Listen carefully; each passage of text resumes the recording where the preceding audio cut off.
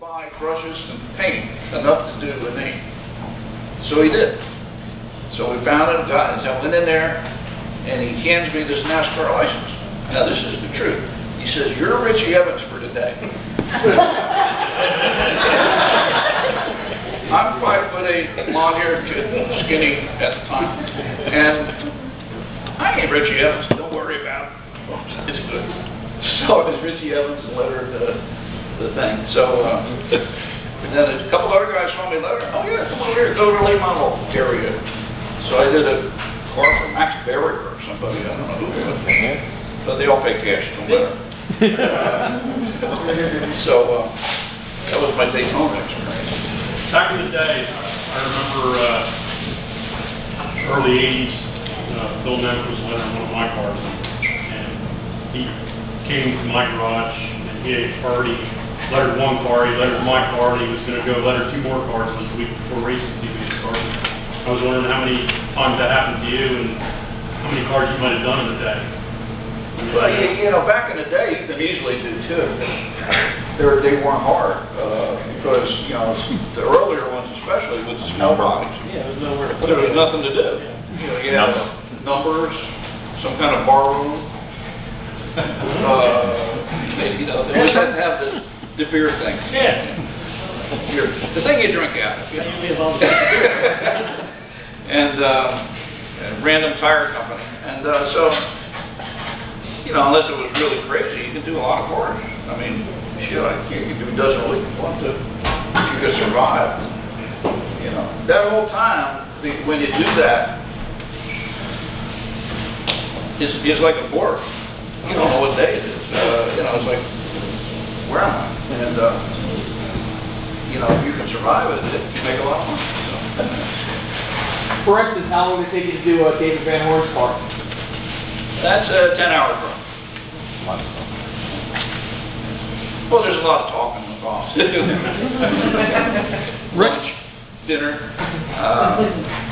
Yeah, they've been my customers since 1974. So they're good people. We had a heck of a time on that decision.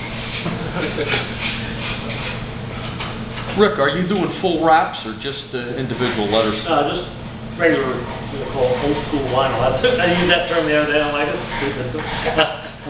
Yeah, I mean, what you call layered vinyl. If you got a white number with a black outline, that's 2 layers. Yeah, but, I don't have the equipment to do wraps, and I'm not really interested in it.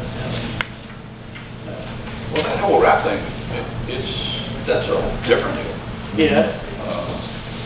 I don't even want to. Because I'm scared. I would be scared to fly it, but I could put wallpaper on the wall. I mean, I know people that do it. Ed Wiley, well, you know, he does. Oh, does he? Yeah. And I see him once in a while, Grandview, the URC, Okay. you know, they tell me about doing a bus, you know. That's all one, you know, like one sheet of vinyl or 2, depending on how wide. I worked for a trailer company, and they were 4-foot sections, and they put down the whole trailer. Yeah. I mean, the first time I ever looked at one, there was a guy that I did a car for. For some reason, it was somebody's NASCAR trailer sitting there, supposed to be a wood. And they're like, "Oh, yeah, that's all one piece." I'm like, "Oh, I'm looking for a seam." I'm like, "It is." Really? You know, and I hear these stories of how these guys are applying it, you know. I hate going over rivets on a sprint car. As far as I'll probably go. Yeah, well, down in North Carolina, you know, in NASCAR land there, they have designers, and then they have certified wrap installers that go around. That's what they do, and they just wrap car after car after car. I was often wondering that. Is there like you said, is there an outfit of lettering that does like everybody's? Is there several? I don't know how that works. The only connection I have down there with Ken Schrader Racing, and they, you know, they're not that active really anymore. Yeah. But I know they've got guys that design the cars. Maybe it's the corporate people, the sponsors would design. I mean, I didn't know whether like each team, maybe some of the bigger teams may have someone on the payroll that does that. I mean, I would think somebody. Most of the bigger teams are in-house, and they have their own design somebody like staff. Hendrick or There you go. Their own. Because they've got a different sponsor. A lot of teams got a different sponsor for every race. and it ends up being cheaper in the long run. I was told to have the people in-house because I was talking to a computer guy that came up when I was working at Great Dane Trailers, who had just come up from down Charlotte. He said they have it in-house, and it's I know because Ralph they're has changing it every week. in-house, because I got invited to go down there and see what they do there, and I haven't done it. I was supposed to do that last year, but I didn't do it, so I want to see how that works. And I got one question for you. Okay. And everybody's going to laugh when I ask this question. Do you still use Reader's Digest, or are they hard to get? No, my eyesight requires that I use bigger magazines. You don't understand what we're talking about. When Dennis paints your car, he had a Reader's Digest in his hand, and he'd turn the page over and fold it underneath, and he'd mix the paint on the page, and he'd work off that, and he went to the next color, and he'd fold the page over and go to the next one. If you had an old Reader's Digest, you just gave it to Dennis. I did a car years ago for guy from Staten Island, Reeve, Kenny Reeve. Yeah. 45. Glenn Reeve. They were nice. They're nice Yeah, cars. good people. So he says, how do you figure out how to charge? So here I'm in Staten Island. And I said, well, I got to charge for getting here. And then I started $7 per page. What do you mean? I said, every page I paint on is $7. You believe me? Totally.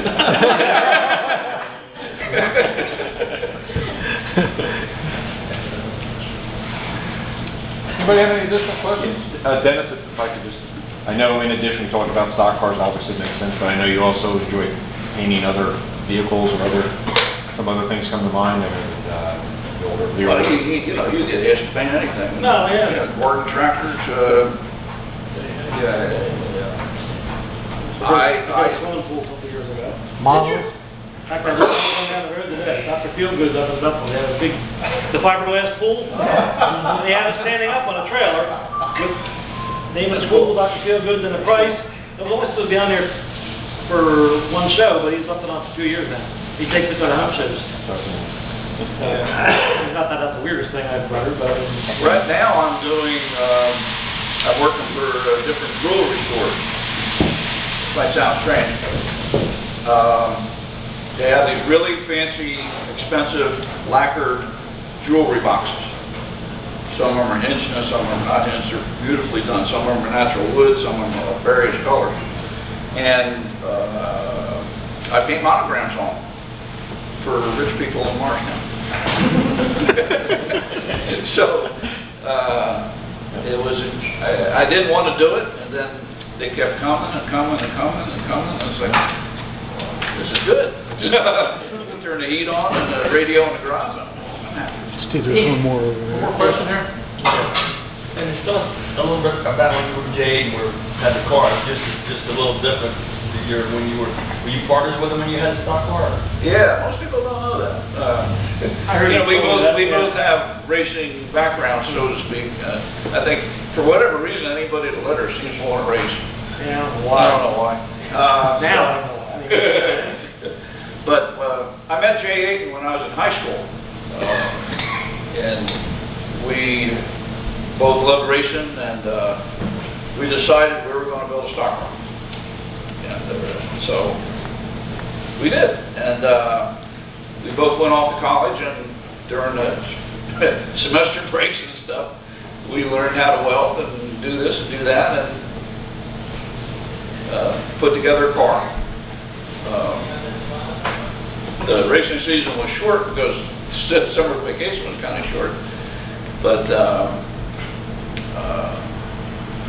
had a good time. It was a lot of fun. And at that time, now this is 1968, 69, you could build a car for nothing from used junk. Trust me, it was junk.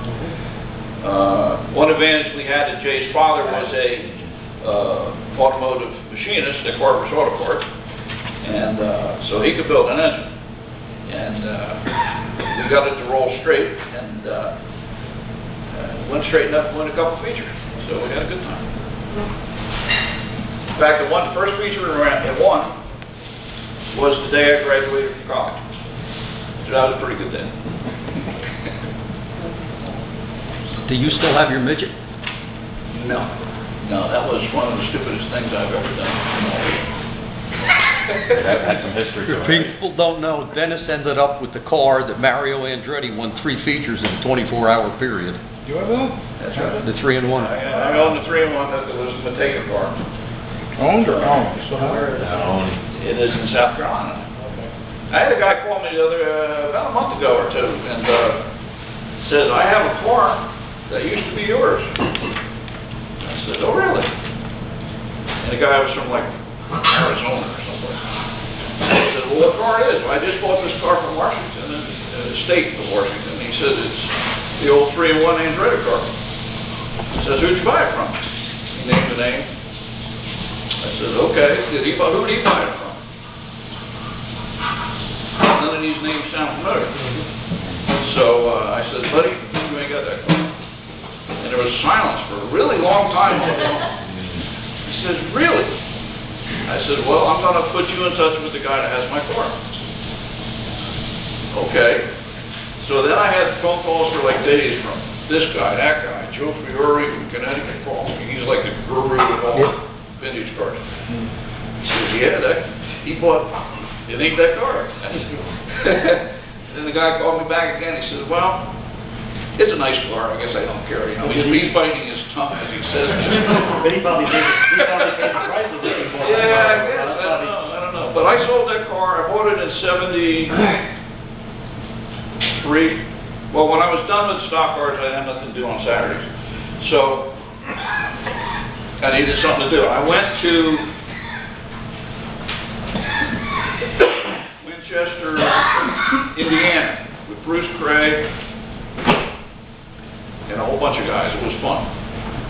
And that's me being scared of Williams Grove. See how tense my muscles are? And so they had the old timers thing in Winchester. And I thought this was the coolest thing because you could have a race car and not knock the wheels off it every week. Just shine it up, change the oil, and drive around. And it was fun. And so I got that car. Actually didn't even know what car it was when I got it. Sometimes you're lucky and sometimes you're not. And Bruce Craig, who some people probably know, he's gone now, but he knows everything or knew everything about everything. And he said, I think you have the old 3-in-1 car. So we did some research. He talked to this guy, talked to that guy. What's the chassis number? So I took the car apart and there's a number on the frame. Holy cow, you got Mario's car. To have it off again or not? Oh, yeah. Curtis? Yeah. Curtis? Yeah. So it turned out that was the car. I said, I'll be darned for $3,000. Wow.